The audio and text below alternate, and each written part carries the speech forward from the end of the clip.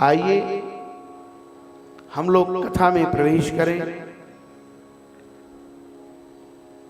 कल हम लोगों ने 21 प्रकार के सामान्य नरक, 7 VIP नरक, 28 नरकों का वर्णन श्रवण किया। एक श्लोक में सुखदेव जी महाराज ने पूरी पंचम स्कंद सुना दिया। देखिए, भागवत में कहीं व्यास भी है तो कहीं समास भी है।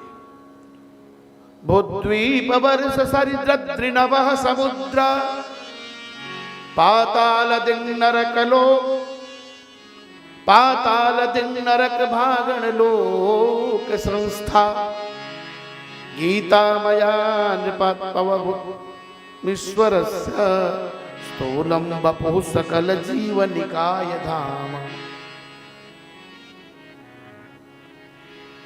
सारा भुवन कोश, खगोल, भूगोल का वर्णन करके सुना दिया। परीक्षित जी ने पूछा, महाराज नरक में जाता कौन है? कहा जैसा कर्म वैसा फल।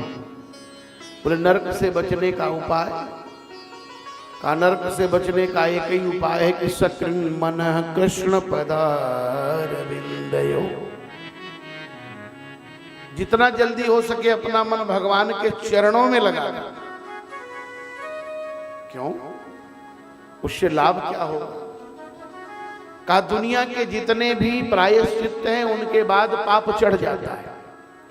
यज्ञ किए फिर पाप किए तो पाप चढ़ जाएगा। उपमा दिया, मन्ने कुंजर शौचवत। हाथी को स्नान कराकर ले जाइए और जहां धूल हाथी देखेगा वहीं बैठकर सब धूल शरीर पर लगा देगा। लेकिन भगवान नाम की इतनी बड़ी महिमा है कि उस नाम की आग से सदा के लिए पाप जलकर भस्म हो जाता है। बोले महाराज किसी का पाप जला तो उदाहरण दिया, कान्य कुब्जे द्विजः कश्चित् दासी पति अजामिलः नाम्ना नष्ट सदाचार दास्या संसर्ग दूषिता। एक कान्यकुब्ज में ब्राह्मण था, बड़ा विद्वान था, पर उसकी संगति बिगड़ गई और उसने अपनी कुलीन स्त्री को त्याग करके बाजारू स्त्री को घर में ले आया। उस स्त्री से उसको 10 बच्चे हुए और सबसे छोटे बच्चे का नाम उसने नारायण रखा। मरने का समय आया, वह ब्राह्मण 88 वर्ष का जब हो गया, यमराज आए, उनको देखकर वो भयभीत हो गया। यमराज के कपड़े कैसे हैं? बिल्कुल काले काले, लंबे लंबे केश हैं, विकराल शरीर है, बहुत मोटा तगड़ा, लंबा चौड़ा, बड़े बड़े दांत हैं, बड़े बड़े नाखून हैं।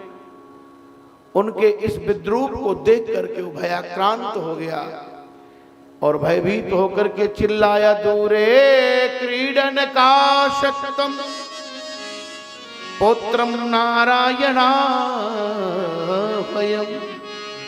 अरे बेटा नारायण दौड़ो। बेटे का नाम नारायण रखा था। नारायण कहते ही भगवान नारायण के पार्षद आ गए।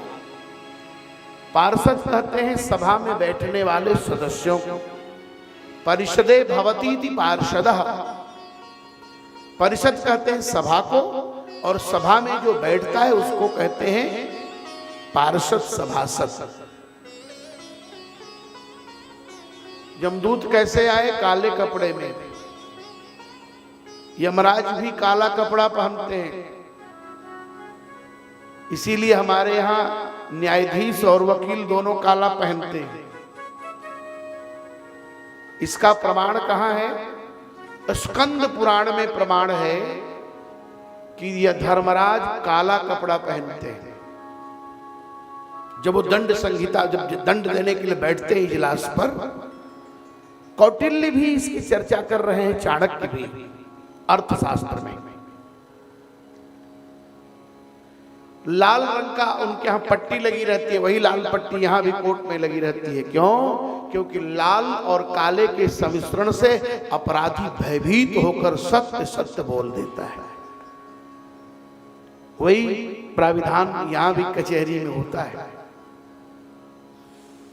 भगवान के पार्षद पीले कपड़े में, कितना सुंदर आप लोग रंगे, पीले पीले कपड़े में बैठे। कपड़े से व्यक्ति के व्यक्तित्व की पहचान होती है।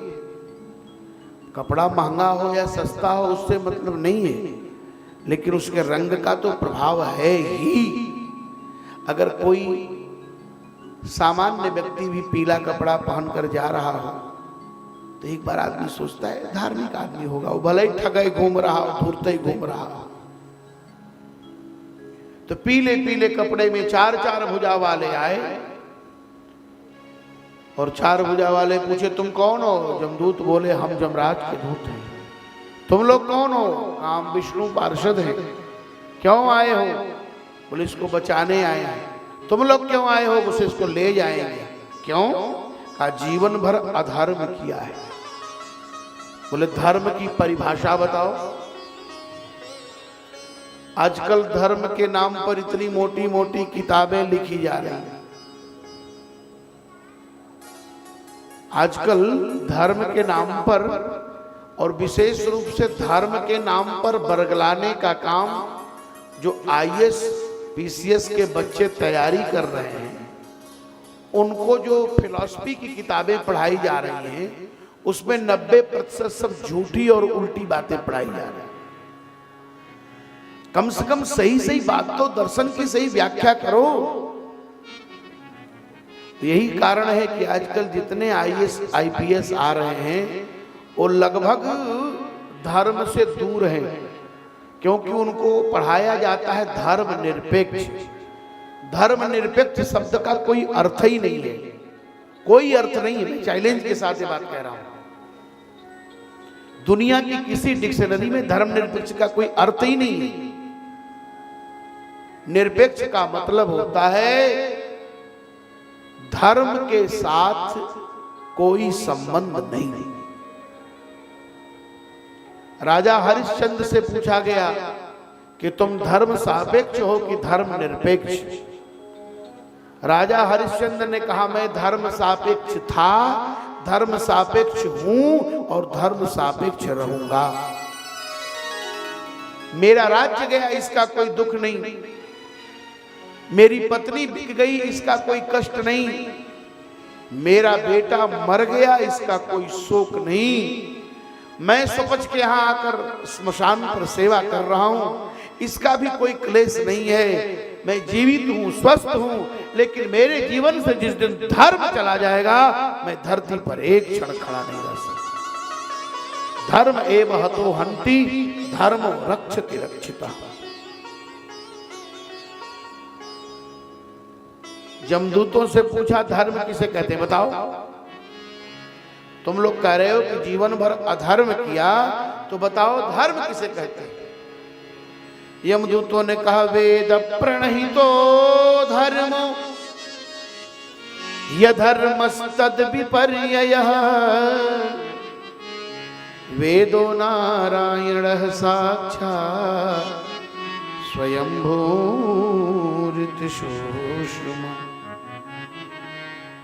वेद के सिद्धांतों को मानना धर्म है और वेद के सिद्धांतों को नहीं मानना अधर्म है। हमारे यहाँ कुछ ऐसे दर्शन हैं जो अनिश्वरवादी हैं, जो ईश्वर को नहीं मानते लेकिन वेद को मानते हैं। आस्तिक और नास्तिक में अंतर क्या है? जो वेद को मानता है वह आस्तिक है और जो वेद को नहीं मानता है वो नास्तिक है। हमारे यहाँ 3 प्रकार के ग्रंथ हैं, वेद, पुराण और काव्य। वेद जो है वह आदेश है,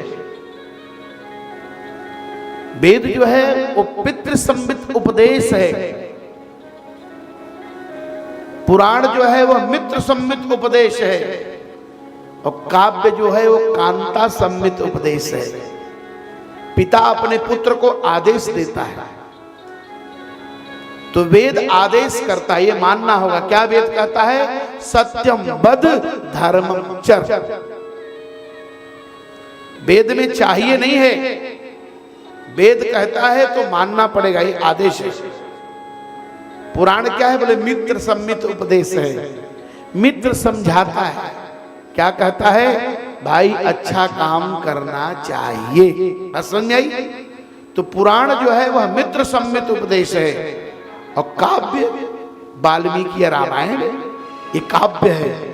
तो काव्य कहता है कांता सम्मित उपदेश, पत्नी समझाती है और पत्नी पति को ऐसे समझा देती है कि कितना भी पक्का पति हो, पत्नी जिधर चाहे उधर डाइवर्ट कर देती, जैसे चाहे। पति को पता भी नहीं चलता, वो समझा भी देते। तो वेद के अनुसार जो हमारे यहां नियम है, वेद ही हमारे यहां प्रमाण है। 3 प्रमाण है, शब्द प्रमाण, अनुमान प्रमाण और प्रत्यक्ष प्रमाण। कुछ चीजें आंख से देखी जाती है वो भी झूठी होती हैं, कुछ चीजें कान से सुनी जाती है वो भी झूठी होती हैं, कुछ चीजें अनुमान से भी झूठी हो जाती है। इसके लिए दर्शन के ग्रंथों को पढ़ना पड़ेगा। लेकिन कहीं कहीं शब्द प्रमाण सत्य है। जैसे मां कहती है कि तुम्हारे पिता हैं, मां का शब्द ही प्रमाण है। जहां धुआं है वहां आग का अनुभव होता है, यह अनुमान है। और एक विद्वान कहते थे कि लंका में हनुमान और प्रमाण में अनुमान का कोई काट नहीं है। तो वेद के सिद्धांतों को मानना धर्म है। यमदूतों ने कहा हमने तो यही सुना है। तो तुम लोगों ने सही सुना, पर इसको क्यों ले जा रहे हो? बोले महाराज जब इसको दंड दिया जाएगा ना तो ये शुद्ध हो जाएगा। आप इसके विषय में नहीं जानते, हम जानते हैं। क्या जानते हो? का ये बड़ा विद्वान था। अयम ही श्रुत संपन्न शील वृत्त गुणालय धृतव्रतो मृदुर्दांत सत्यवान मंत्र भिक्षुचि। ये बहुत अच्छा ब्राह्मण था, लेकिन एक दिन अपने पिता के लिए जंगल में समिधा लकड़ी लेने गया, कुशा लेने गया, पुष्प लेने गया। एक स्त्री को शराब पी करके कुछ जार पुरुषों के साथ विवस्त्र अवस्था में नाचते हुए देखा। जैसा देखे दृश्य वैसी होवे दृष्टि, जैसा देखे चित्र वैसा होवे चरित्र, जैसा खाए अन्न वैसा होवे मन, जैसा पिए पानी वैसी निकले। ये बड़ा विद्वान था महाराज। लेकिन एक इसने ऐसी स्त्री को देखा जिससे इसकी बुद्धि बिगड़ गई। आज इसको हम ले जाएंगे, दंड दिया जाएगा, शुद्ध हो जाएगा। विष्णु दूतों ने कहा कि नहीं नहीं, गिरते समय मरते समय जहर खा लिया हो या पत्थर से पहाड़ से गिर रहा हो, पानी में डूब रहा हो, और ऐसी स्थिति में भी जो भगवान के नाम का उच्चारण कर लेता हो, तो ऐसे व्यक्ति को यमराज नहीं छूते। तुम लोग ये बड़ा अन्याय कर रहे हो। यमदूतों ने कहा हम ले जाएंगे। तब विष्णु दूतों ने उनको पीटना शुरू किया। विष्णु दूतों ने यमदूतों को खूब पीट दिया। अब वो डर के मारे सब भाग गए। यह दृश्य अजामिल अपनी खुली आंखों से देख रहा था, संवाद भी सुन रहा था।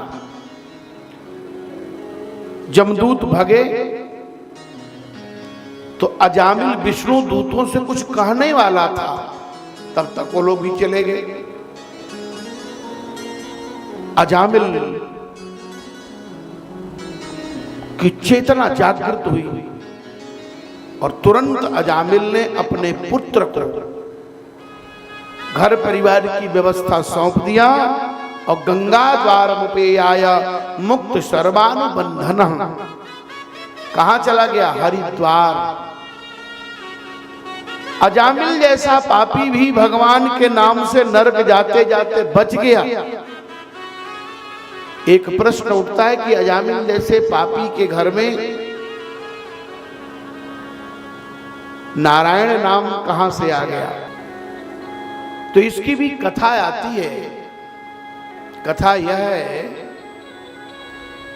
कि एक बार कुछ संत जा रहे थे अयोध्या से वृंदावन, और रास्ते में कानपुर के पास कन्नौज एक जगह है जहां कान्यकुब्ज ब्राह्मण लोग रहते हैं।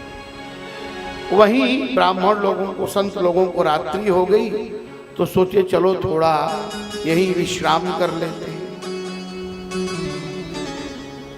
तो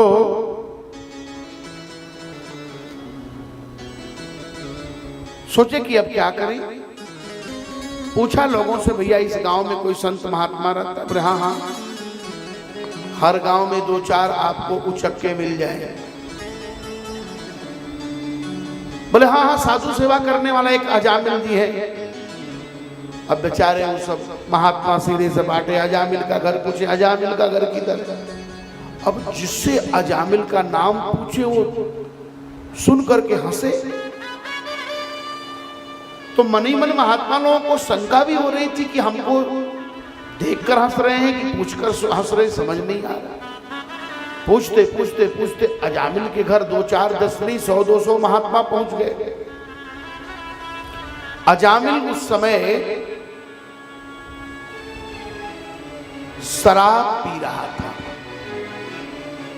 और सामने एक खून से लथपथ सूकर रखा था, सूकर। और जब महात्मा लोग बोले जय सिया राम, दरवाजा खोलो, दरवाजा खुला तो देख रहे हैं कि शराब की बोतल लिया। लेकिन जो वही महात्माओं को देखा तो बोतल पीछे कर लिया। महात्माओं को प्रणाम किया। देखिए कितना भी कोई दुराचारी हो, लेकिन अच्छे व्यक्ति को देखते ही उसके अंदर स्वभाव में परिवर्तन आ ही जाता है। महात्माओं ने कहा बेटा हम तुम्हारे यहां भिक्षा लेने आए हैं। भिक्षा का मतलब महात्मा लोग भोजन करते हैं, भोजन को भिक्षा कहते हैं। यज्ञ में हम भोजन करते हैं उसको खाना नहीं कहते। यज्ञ में जो रोज खा रहे हैं उसको खाना नहीं कहना है। खाना कहने से हमारे दादाजी थे 1942 में BHU से MA किए थे। तो हम लोग गलती से कहते खाना बन गया तो उस दिन वो भोजन नहीं करते थे। पुराने जमाने के ब्राह्मण थे, 24 घंटे में एक बार भोजन करना, खड़ाऊ पहनना, एक ही धोती पहनना, बड़े बड़े भट विद्वान थे। कहते थे खाना तो मुसलमान लोग खाते हैं, सनातनी लोग खाना नहीं खाते। आज भोजन नहीं होगा। और उस दिन बिना भोजन के रहते थे, बनी हुई रसोई नहीं पाते थे। यज्ञ में जो भी बना है उसको प्रसाद कहना है। क्या कहना है? चलो प्रसाद पा लेते, खा लेते नहीं। प्रसाद खाया नहीं जाता, प्रसाद पाया जाता है, ये भी समझिए।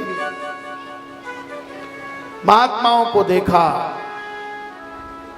और जब महात्मा मिले, महात्माओं को देख करके वो एक क्षण के लिए तो भयभीत हुआ। महात्माओं से कहा कि भगवान मेरा प्रसाद पाएंगे? महात्माओं ने कहा हाँ, हम तुम्हारे यहां प्रसाद नहीं पाएंगे, तुमसे हम भिक्षा लेने आए हैं। किस चीज की भिक्षा? कहा नाम की भिक्षा। मतलब कहा तुम्हारी पत्नी गर्भिणी है और उसको जो बच्चा होगा उसका नाम नारायण रख देना। बोलो ये वचन दे रहे हो कि नहीं? अब आजकल तो नाम ऐसे ऐसे पढ़ रहे हैं महाराज। अब एक नाम ऐसा है जो घंटी की तरह बजता है, टिंकल। जैसे मालूम पड़ा साइकिल की घंटी बजे, टिंकल। अब विचार करिए जब टिंकल छोटी हैं तो बड़ी सुंदर लग रही, किसी का नाम होगा तो नाराज मत होना। टिंकल साल 2 साल 4 साल 5 साल की हुई, LKG से UKG से 1 में गई, धीरे धीरे बड़ी होने लगी। बड़ी होते होते 1 2 3 4 5 से लेकर हाई स्कूल में गई, इंटर पास किया, ग्रेजुएशन किया, विवाह किया, तो भी टिंकल सुंदर लग रही हैं। धीरे धीरे बहू बन करके गई, बच्चे हुए तो भी टिंकल सुंदर लग रही हैं।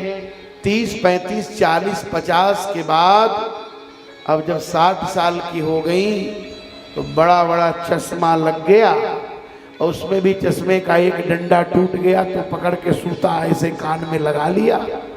अब चला नहीं जा रहा है तो झुक करके डंडा लेकर चल रही हैं। और उस समय पीछे से कोई बोले टिंकल, कैसा लगेगा? नाम रखना भी हमारे यहाँ शास्त्रीय विधान है, लेकिन तब होगा, कैसे होगा? मेरा तार प्रभु से जोड़े ऐसा कोई संत, तार प्रभु से जोड़े ऐसा कोई संत मिले।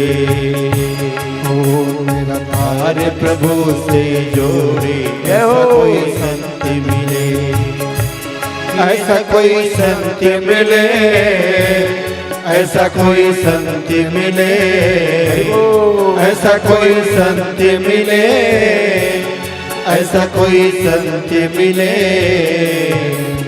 मेरा तार प्रभु से जोड़े ऐसा कोई संत मिले, मेरा तार प्रभु से जोड़े ऐसा कोई संत मिले।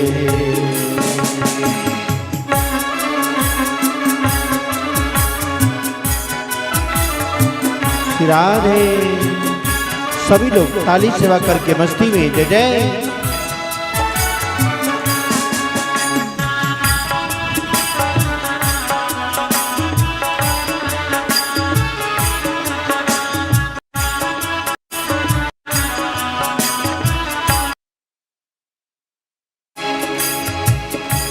भटकत पथ नहीं मिलता, भटकत पथ नहीं मिलता। मन मेरा रोके नहीं रुकता, मन मेरा रोके नहीं रुकता। मेरा मन के घोड़े जय हो, ऐसा कोई संत मिले। जय हो। मेरा मन के घोड़े रोके ऐसा कोई संत मिले, ऐसा कोई संत मिले, ऐसा कोई संत मिले, ऐसा कोई संत मिले, ऐसा कोई संत मिले। मेरा तार प्रभु से जोड़े ऐसा कोई संत मिले, मेरा तार प्रभु से जोड़े ऐसा कोई संत मिले। हरि बोल।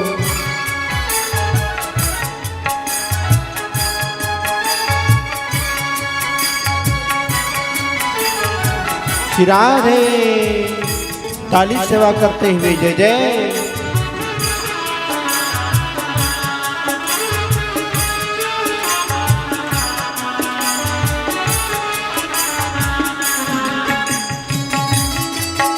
श्री राधे।